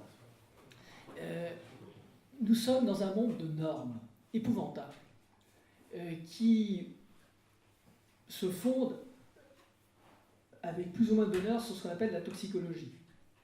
Vous avez parlé de scientifiques. Moi, j'aime bien les scientifiques qui restent 3 semaines à regarder une tomate. Moi, les congrès, ils durent 1 jour, 2 jours, mais pas 3 semaines. Surtout en Calabre. Il venait de loin pour parler d'alimentation. Ceci dit, ce que je veux dire, c'est que très souvent, c'est la santé qu'on met en avant. On a peur pour sa santé. Alors, trois vérités scientifiques cette fois-ci. On n'a jamais vécu aussi longtemps qu'aujourd'hui. Nos enfants, peut-être pas. Premièrement, c'est juste pour rassurer un peu. Deuxièmement, il n'y a aucune différence de constitution nutritionnelle entre un aliment traditionnel et un aliment, je ne dirais pas que malheureusement, issu de la culture intensive. Ce n'est pas pour défendre la culture intensive que je dis ça, mais vous pouvez quand même dormir sur vos 2 oreilles concernant l'aspect santé. Non, laissez-moi juste terminer. Non, ça c'est vérité. Alors je sais bien que ça fait hurler les gens, mais c'est une vérité, c'est-à-dire qu'on n'a pas de raison scientifique valable à travers la planète. Vous ne les avez pas découvertes, peut-être. Oui, mais ça c'est facile à dire, vous comprenez. Ça c'est très facile à dire. Enfin, toujours été. Oui. Écoutez, ceci dit, donc ça c'est une chose qui est à peu près admise partout par le monde scientifique, quel que soit son bord. Et troisièmement, il faut bien comprendre que ce qu'on vous donne à manger, ce qu'on vous offre, l'offre alimentaire, est une offre qui est dimensionnée par rapport à ce que vous en attendez. Si on vous donne de la merde, pour reprendre un animateur de télévision connu, là, qui chauffe et qui a des grosses lunettes, eh bien c'est que vous le voulez bien. J'insiste là-dessus. Parce que, et M. Zobler l'a dit, il y a une politique des prix aujourd'hui qui est telle que vous achetez ce qui coûte peu cher. Ou ce qui coûte cher, c'est-à-dire que vous vous positionnez souvent, non pas sur la qualité intrinsèque d'un produit, mais par rapport à son prix. Et les marketeurs, c'est la profession, et s'ils étaient mauvais, ils se feraient virer, ça ferait encore des chômeurs de plus. Les marketeurs, c'est leur profession de vous vendre n'importe quoi, avec vos arguments. Ils répondent à vos besoins, et quand vos besoins sont comme ça un petit peu indistincts, c'est souvent le cas, puisque vous êtes incertain face au choix, en raison de cette autonomie dont vous ne savez pas trop quoi faire, eh bien, ils vous apprennent à choisir, ils vous incitent à choisir. D'accord ? Donc, je reprends ce que je disais, le bio ou pas bio, en termes de nutrition, de santé, de termes de nutriments, on se nourrit de ça, eh bien c'est pareil. En termes de pesticides, en termes de polluants, d'intrants et tout ce qu'on peut imaginer, théoriquement, je dis bien théoriquement, il y a des normes et des contrôles, avec un grand bémol, c'est que ces normes et ces contrôles ne sont pas faits suffisamment, parce qu'il faut des moyens. Et avec un autre grand bémol, et là je rejoins ce que dit M. Zobler, c'est que nous réagissons par rapport à la toxicologie traditionnelle, c'est-à-dire que nous cherchons des toxiques additionnés, côte à côte, mais nous ne savons pas ce que fait l'ensemble. Nous ne savons pas ce que font des toutes petites doses. Alors, il y a un discours là-dessus, certains me disent, M. Carib, ces toutes petites doses, ça va entraîner, par exemple, l'exemple du bisphénol A est un bel exemple, là, ça va entraîner des choses terribles, épouvantables, ce sont des perturbateurs endocriniens, demain les hommes seront des femmes, tout le monde sera obèse, tout le monde sera diabétique, c'est ce qu'on lit. Alors, Dieu merci, pour le moment, il n'y a aucune raison de penser que c'est vrai. Ce qu'on produit sur l'animal de laboratoire, avec des doses extrêmement importantes, ne correspond pas à ce que nous mangeons. Mais il faut être extrêmement vigilant, parce que si on n'est pas vigilant, si on baisse la garde, c'est sûr qu'ils vont, les vôtres, là ceux que vous détestez, ils vont. Non, je déteste personne. Si, quand même. Non, je déteste personne. Si, parce qu'ils sont détestables. Moi, je trouve qu'ils sont détestables. Ils vont en profiter. Donc, je termine en disant que c'est vous qui avez la main, comme je le disais déjà tout à l'heure. C'est mon credo. Alors, prenez la main, prenez le micro. Il nous faut un micro. Ben voilà. On a 2 micros pour... il y a 4. Oui, Il faut nous en donner un. Hein, oui, mais Pascal... Ah bah non. Donnez-le à M. Zobler. C'est C'est certainement lui qui aura des questions. C'est limité. Je voulais juste réagir à vraiment ce débat que je trouve très très intéressant. Je pense qu'il y a plein de raisons pour lesquelles les gens veulent manger bio plutôt que de manger ce qu'on propose et pas uniquement des raisons de santé. pas médecin, je suis juste une citoyenne ordinaire. Et dans les magazines, on lit une chose et son contraire sur ce qui est bon pour la santé ou pas. Donc, je veux dire, j'ai du mal à me faire vraiment une idée, par exemple sur le café, sur le thé, vert ou pas vert, par exemple les avantages de manger des pommes, mais peut-être pas la peau, parce qu'on ne sait jamais. Bon. Mais il y a plein d'autres raisons. Et une des raisons qui me semble très importante, c'est la raison de l'environnement. Je crois que là, vraiment, c'est pas un thème qu'on aborde aujourd'hui, mais pour moi, ce serait une des raisons majeures pour lesquelles, parce qu'il est clair que nous dépendons pas uniquement pour notre santé de ce que nous mangeons, nous dépendons aussi de la qualité de notre environnement. Une deuxième raison, c'est la raison sociale. On a besoin... je veux dire, et c'est un peu lié aussi aux questions d'environnement. Pourquoi faire venir des fraises et des tomates de centaines de kilomètres si on peut en effet faire vivre les gens qui sont dans l'environnement, qui sont plus proches de nous? C'est meilleur pour l'environnement, c'est meilleur pour notre communauté locale. Et sans doute qu'on a aussi on peut peut-être aussi réduire le coût marginal des intermédiaires dont on n'a peut-être pas besoin, hein, et qui pourraient permettre à ces agriculteurs ou ces petits producteurs de vivre. Voilà ce que j'avais à dire. Le seul hic, c'est qu'il faut être prêt à payer un peu plus. Et tout le monde ne peut peut-être pas dans cette période de crise. Qui est prêt à payer un petit peu plus aujourd'hui? Qui d'entre vous, vous pouvez lever le doigt, est prêt à payer un petit peu plus pour manger de la qualité? Bon. On a de la chance. Bien, d'abord, deuxième question. Ouais, qui a déjà acheté bio? Qui n'a jamais acheté de bio? Bon, alors, le micro. Bon, alors. Moi, j'ai les chiffres du ministère de l'Agriculture qui datent de 2013. Plus d'un Français sur deux a déjà acheté bio. Donc les chiffres officiels, je ne sais pas ce qu'ils valent, mais enfin c'est les chiffres officiels du ministère. Environ 8% de consommateurs français sont des consommateurs assez réguliers de bio. Vous voyez la différence. Quand vous dites bio, moi je suis tout à fait d'accord pour les raisons que vous donnez. Pour la santé, je ne suis pas d'accord. Le bio, franchement, pour la santé, ce n'est pas le vrai problème. On se sert souvent de la santé pour en parler. Et ce n'est pas la bonne raison. Moi, je suis à 100% pour le bio. Je pense que ce n'est pas réaliste dans les médias. C'est-à-dire qu'il faut augmenter certainement le Grenelle. C'était quand le Grenelle 2007, 2008 hein Oui, c'est ça. disait qu'il fallait augmenter à 20% les terres cultivables sous forme de bio à l'horizon 2012. C'était à la fin du quinquennat. Aujourd'hui, en 2014, on est à peu près à 10-12%. Pourquoi d'autres pays se lancent plus dans cette je pense à l'Autriche notamment, qui est très l'Italie, en pointe, même l'Italie. Comment expliquez-vous cette... Est-ce que vous avez un avis plutôt que je Je ne l'explique? peux pas vous donner une explication précise. Non, Ce que je peux vous bien dire, sûr. par exemple, c'est que l'Italie, il y a eu un mouvement... L'Autriche, je ne sais pas, mais l'Italie, il y a un mouvement extrêmement fort, qui est un mouvement idéologique, encore une fois. Vous vous souvenez, l'Italie, les turbulences politiques de l'Italie dans les années 80, avec des attentats, les brigades rouges, tout ça? Eh bien, c'était des intellectuels très excités, mais très, très responsables, très excités. Ils allaient même passer à l'acte, ça, quelques-uns.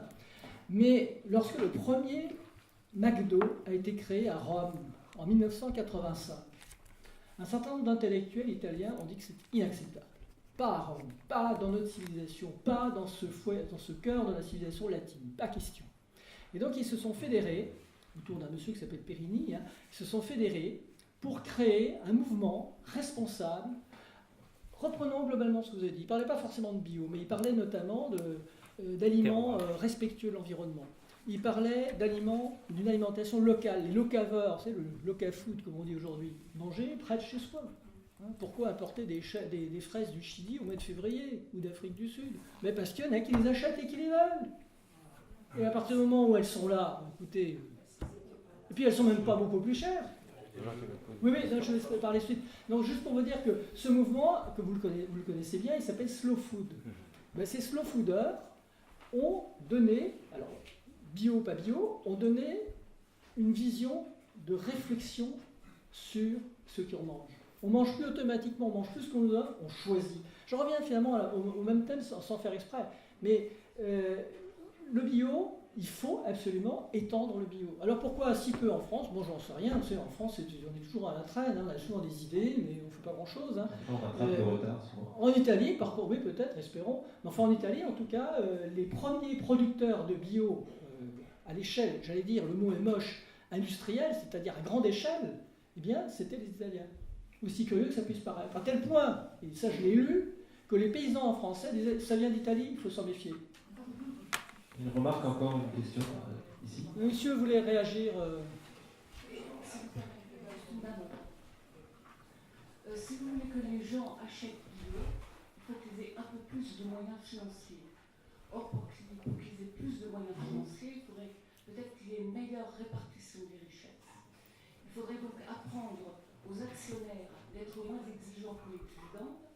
Ainsi, les gens ayant un peu plus de moyens s'intéresseront plus au bio et à l'écologie, parce que finalement, n'ayant pas les moyens, les gens ne s'intéressent pas au bio et à l'écologie. En rentrant le soir, on ne peut pas se poser la question qu'est-ce qui est bon pour la santé, qu'est-ce qui est mauvais. C'est au départ un problème financier. Donc, à la limite, j'irais au début du problème, c'est-à-dire qu'il faudrait aller à l'école, apprendre aux élèves que être, c'est beaucoup plus valable qu'avoir, qu'avoir beaucoup d'argent, c'est mauvais pour la terre. Et je prends des gros raccourcis, parce que je n'ai pas beaucoup de temps. Mais je pense que vous avez compris ce que je voulais dire. Il faut changer un peu l'éthique des gens, l'éthique intellectuelle et surtout l'éthique des actionnaires et des lobbies qui vont nous mener à notre carte. Et eux avec. Je pense qu'on ne peut plus dire aujourd'hui que le bio est trop cher. Et on ne pourra plus le dire si en plus vous commencez à consommer de plus en plus de bio. Et puis ensuite, on vous masque les choses, c'est toujours de la com, mais la PAC vous coûte combien? Dans vos impôts, dans tout. La PAC vous coûte combien? Parce qu'on dit que ça vient de l'Europe, mais en fait c'est la dotation de la France qui donne ça à l'Europe, et l'Europe vous le renvoie en disant c'est l'Europe. Je suis désolé, hein, c'est comme ça que ça se passe. L'Europe ne crée rien, pas un euro. Il faut le savoir.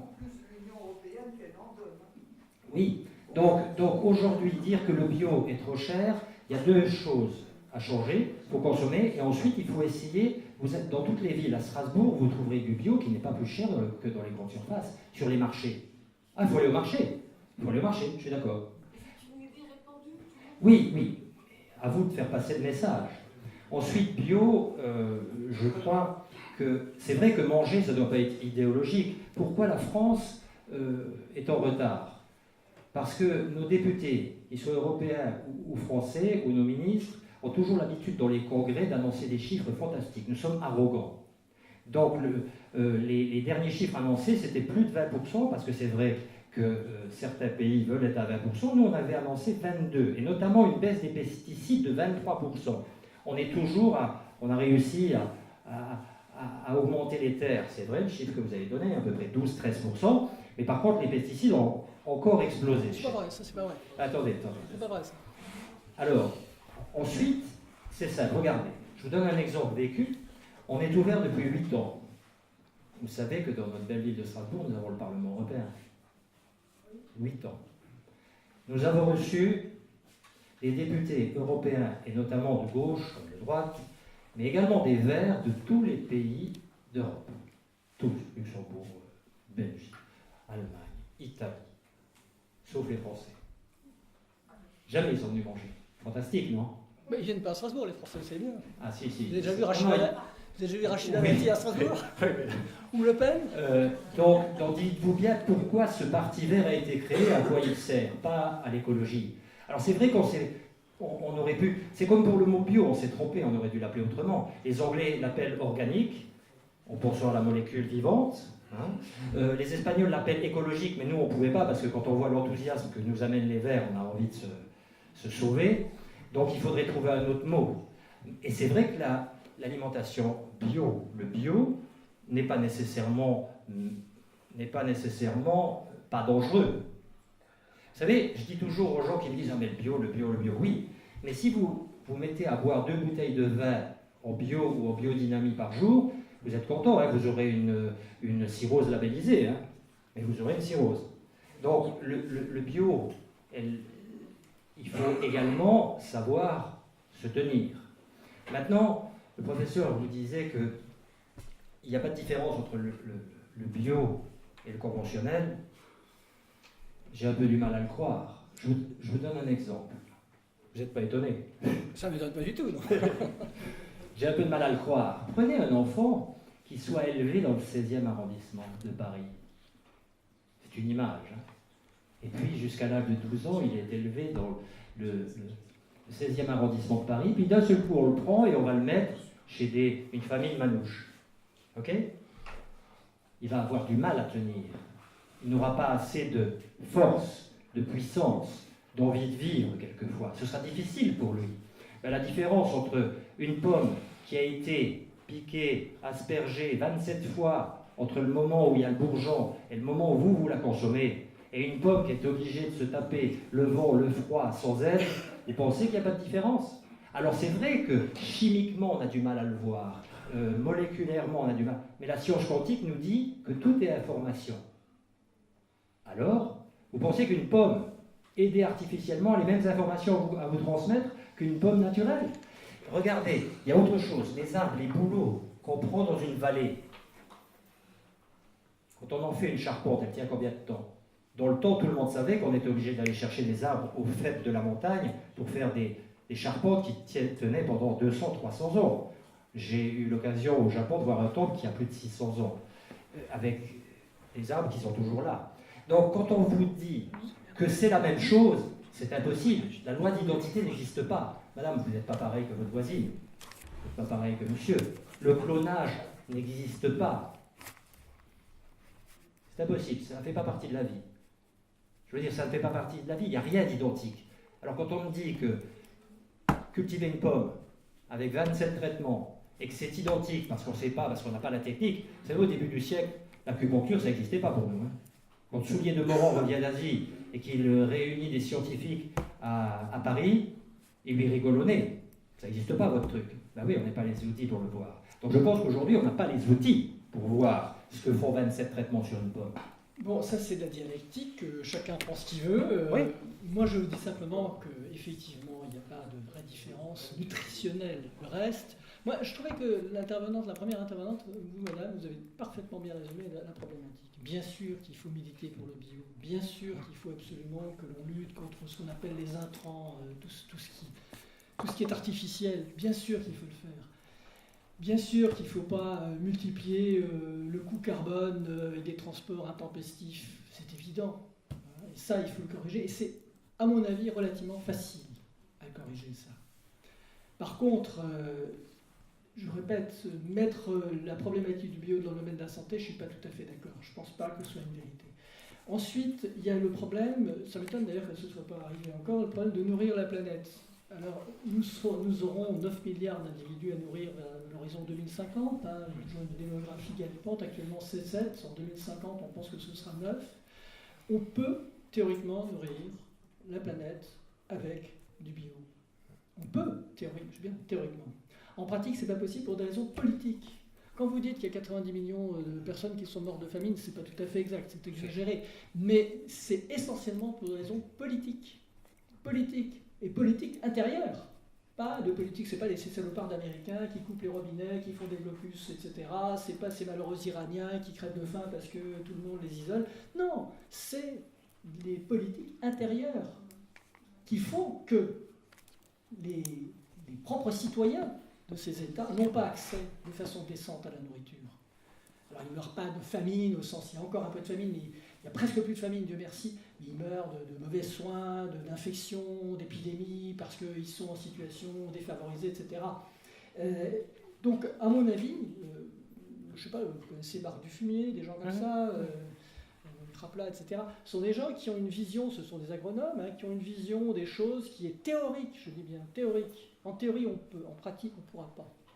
En France, on pourrait convertir toute la France à la bio. On pourrait, ça coûterait cher. On a estimé, alors c'est Marc Dufumier qui a fait cette estimation, on a estimé ça, je crois, à 1,5 milliard d'euros par an. C'est pas considérable. Pour convertir progressivement, en 25 ans, la France à un territoire totalement bio. C'est rien. C'est Non, rien. bien sûr, c'est Combien pas on a donné à considérable. nos banques? Mais bien sûr, c'est pas considérable. Donc il faut des volontés extraordinaires. Donc en théorie, c'est possible. Mais pour le moment, le bio, c'est des niches. Le bio, c'est des niches. Ensuite, vous me dites l'argent. Bien sûr, vous avez raison, c'est un beau discours. Comment ne pas le partager? Tout le monde dans cette salle est généreux. Mais je vais vous donner un exemple médical cette fois-ci, qui a trait au dépistage. Dans le Bas-Rhin, et puis maintenant en France, on a organisé, il y a déjà pas mal de temps, le dépistage du cancer du sein des femmes de plus de 50 ans. Campagne publicitaire. Incontestable. On peut discuter, les épidémiologistes d'ailleurs discutent du bien fondé, mais enfin, globalement, tout a été fait. Qui va se faire dépister? Les gens qui n'ont pas besoin de se faire dépister. Je veux dire par là, des gens qui ont un suivi gynécologique régulier. Les femmes qui, de toute façon, ont accès aux soins de façon régulière, normale, culturelle. Qui ne se fait pas dépister? Aujourd'hui encore, parce qu'il n'y a que 50% des barinoises qui se font dépister. 50% seulement. Qui ne se fait pas dépister? Les gens qui n'ont pas d'argent. Et c'est gratuit. Les gens, c'est pas parce qu'ils n'ont pas d'argent qu'ils n'y vont pas. C'est parce qu'ils n'ont pas la culture d'y aller. C'est parce qu'ils n'ont pas l'information, parce qu'ils ne métabolisent pas. Et pour la nourriture, pour le bio, c'est exactement pareil. C'est pas seulement une question d'argent. Bien sûr que c'est plus cher. Le bio, il dit que c'est pas plus cher, c'est pas vrai, c'est plus cher. C'est évident, vous le savez bien. Même au marché. Mais ceci dit... Je vais me faire intervenir la femme de l'agriculteur des paysans. Ceci dit, il faut bien rendre compte qu'il y a de fortes inégalités en termes d'accès aux soins qui ne sont pas liés. Moi, écoutez, j'étais dans un hôpital public. Je soignais tout le monde. Tout le monde. Alors, je ne regardais pas la couleur de peau, l'épaisseur du porte-monnaie, la carte bleue. Aux États-Unis, quand vous allez vous soigner à l'hôpital, ils vous demandent d'abord la carte bleue. Vous êtes accidenté au bord de la route, vous êtes traumatisé. Et la première chose qu'ils demandent à votre accompagnant, est-ce qu'il a une carte bleue? S'il n'en avait pas, qu'est-ce qu'il ferait? On n'a pas envie de devenir américain. Non, mais c'est pour vous dire. Donc en France, on n'a pas ce problème. Et pourtant, il y a des inégalités d'accès aux soins en termes d'accès aux soins pour des raisons pseudo-financières. Pour l'alimentation, c'est pareil. Qui sont les plus gros aujourd'hui?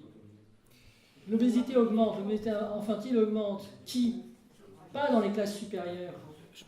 Vous savez, l'INSEE a des classes en fonction du niveau de rémunération, puis aussi en fonction du niveau d'éducation. Et bien, ceux qui sont gros, c'est ceux qui ont peu de moyens. Alors on dit pour être gros, il faut manger beaucoup plus que les autres, mais oui, ils mangent plus que les autres, mais ils sont gros, mais ils n'ont pas de moyens. Donc vous voyez que c'est beaucoup plus complexe que simplement l'histoire du coût. Il y a un monsieur qui veut parler depuis un certain temps. C'est très compliqué, on pourrait rester, je pense, toute la nuit sans problème, toute la semaine. On est à quelques minutes du cause café. Donc j'ai toujours pas bu de café, moi. Voilà. Monsieur qui va encore faire une remarque, mais après je pense qu'on va devoir arrêter. On continuera la discussion du coup autour du café. Oui, bonsoir. D'abord je voulais dire, parce que tout à fait au début de ce cause café, il était question de savoir qu'est-ce qu'on pourrait faire pour changer la situation, une situation qui était jugée plus ou moins grave. Eh bien, je crois que déjà, ce que nous sommes en train de faire ici, c'est très important. C'est très important le travail de l'association qui vous fait venir. C'est très important les gens qui viennent et qui créent le débat, qui créent ce débat. Donc c'est une manière de se prendre en main et c'est une manière extrêmement efficace. Même si, dans cette salle, on peut se dire que voilà, une cinquantaine ou une soixantaine de personnes, c'est peut-être pas énorme au regard du débat mondial qui est mené ici. Alors, par rapport à je voudrais peut-être juste ajouter une chose qui me semble peut-être un petit peu oubliée, parce que je crois que le débat qui a lieu là est extrêmement important, mais peut-être qu'il ne dégage pas suffisamment toutes les données, on va dire, les plus actuelles du problème. Alors, pour essayer de préciser ces choses-là, je voudrais peut-être juste, tout à l'heure on parlait de Monsanto, mais on ne parlait pas de l'appropriation du vivant, c'est-à-dire du brevet sur le vivant. Alors ça me semble être vraiment une chose extrêmement importante, qui est très contemporaine, et qui nous concerne tous. Qui concerne autant les paysans que les agriculteurs, et qui est donc un élément incontournable quand on pose ce type de questions. à mon sens.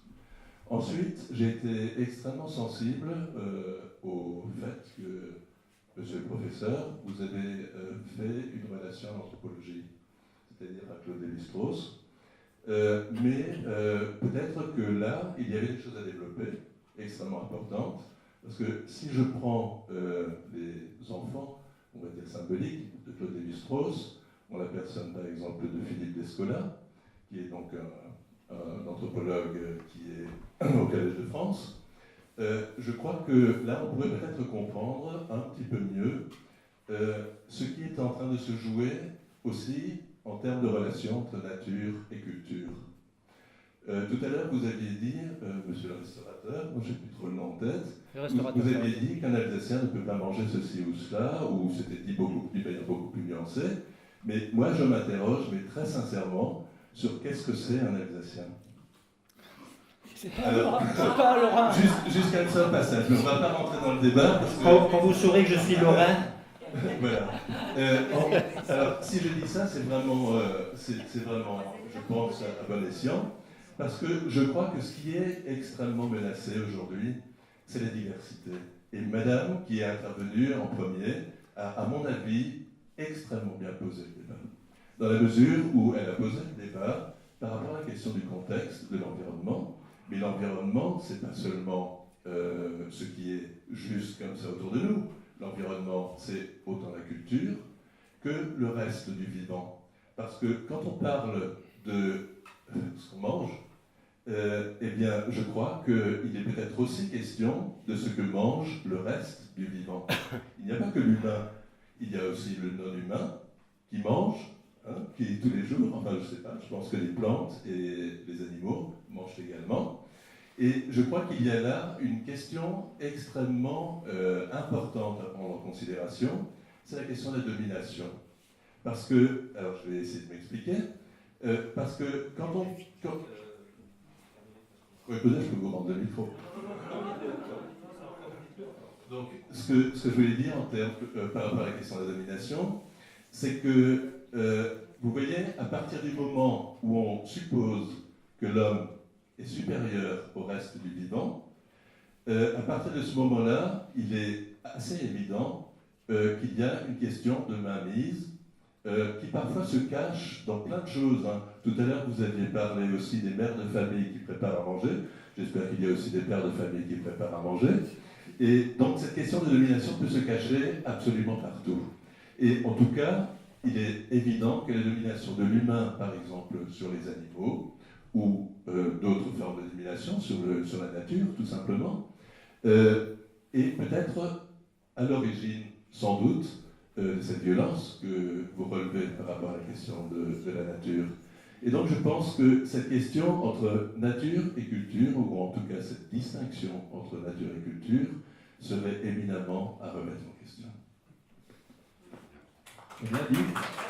Je propose, si Bernard et Laurent est d'accord, c'est que le sujet nature et culture soit mis à l'ordre du jour d'un prochain Café Santé Nature Café. Avec peut-être les mêmes heures, on verra. Est-ce que vous voulez dire un petit mot pour terminer? En fait, vous êtes d'accord sur le fond, vous n'êtes pas sur la forme. Écoutez, oui, non, mais ce que vous avez dit est tout à fait exact, c'est vrai. Moi, je trouvais que les premiers et derniers intervenants ont assez bien résumé la situation. Je pense qu'il faut manger de façon éclairée. Je pense que l'agriculture intensive ou l'élevage intensif doivent être combattus, que ce n'est pas forcément le bio, qu'il y a d'autres voies. Je ne vais pas parler d'agriculture raisonnée, mais ça existe.